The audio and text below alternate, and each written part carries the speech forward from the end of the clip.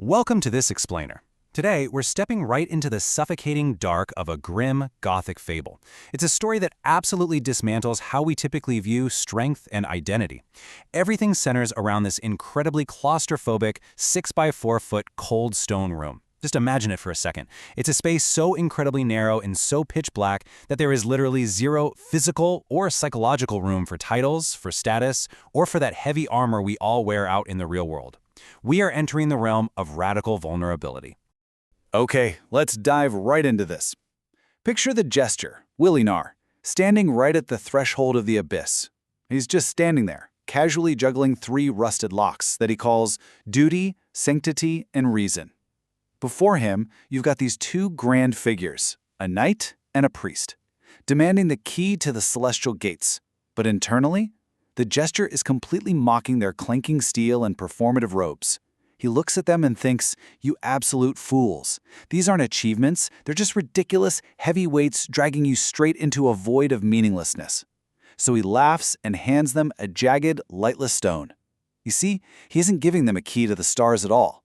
He's actually the architect of their psychological breakdown, taking them exactly where their egos are most terrified to go.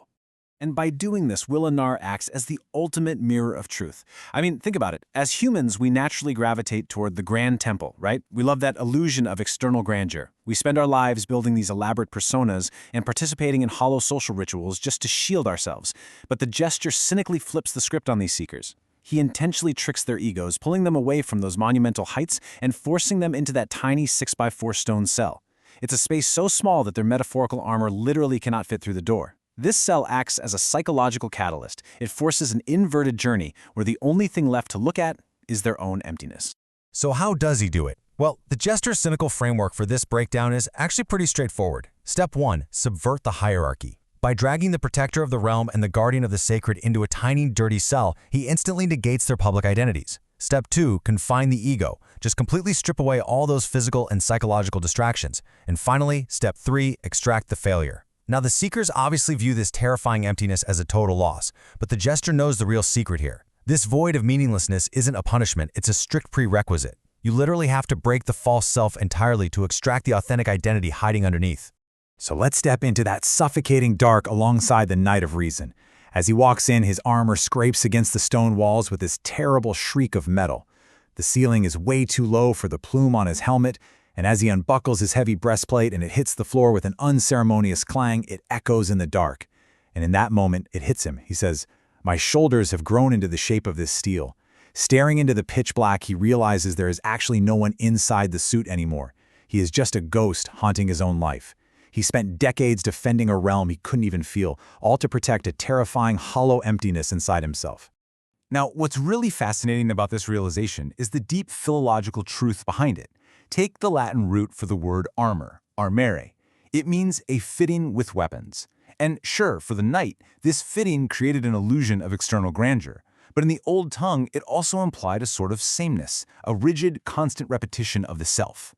Basically, he repeated the role of the knight so many times that the actual man beneath the iron was completely erased. His armor was never actually a defense mechanism. It was a cage that prevented him from ever feeling the raw reality of his own existence, or even just feeling the simple ache in his own bones. And sitting right opposite him in this cramped 6 by 4 sanctuary is the priest. He perfectly represents the superego. He's huddled in the corner, desperately clutching his heavy cowl like it's a physical shield. For his entire life, he hid behind this massive wall of ceremonial silence, trying to convince the world it was filled with the divine. But in the inescapable honesty of this tiny cell, that whole illusion shatters. He breaks down and confesses, "I let the world believe my quietude was holy depth," when in truth, it was a hollow cavern. It was just an echo chamber for his absolute terror of being truly genuinely known by another human being. And this performative tragedy is perfectly captured in the language itself. Look at the root of the word sacred. It comes from sacer, meaning to be set apart. The priest prided himself on being set apart from messy, ordinary humanity. But by spending his whole life chasing a distant sky that never ever answered him, he actually rendered himself completely nameless and unreal. His sacred silence was really just another form of heavy, ridiculous armor. The tragic irony is that he was starving for the touch of a human voice, yet terrified that if he actually spoke his doubts aloud, the heavens themselves would just collapse. You know, this is the exact psychological evolution we all face. It's mirrored perfectly by our seekers here. Think about the timeline. We spend our first 10 years constructing our metaphorical armor. Then, we spend the next 30 years chasing the unwoundable fallacy, that desperate, exhausting belief that true strength means being entirely untouchable. But then comes the catalyst.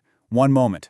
One forced psychological reduction, much like this 6x4 cell, where all those defenses are just shattered, physically and mentally. And from that single, terrifying moment of breakdown, it takes an entire lifetime to practice and embrace radical vulnerability. Because in that dark room, as they finally speak to each other, a profound realization takes hold. The origin of the word vulnerability is vulnus, which translates literally to a wound. The priest whispers this devastating truth into the dark. He spent a lifetime trying to be unwoundable, flawless, distant. But the stark reality? Without the capacity to be hurt, neither the knight nor the priest has the capacity to be real. It's impossible. You cannot truly experience the world or connect with another person if you are completely shielded.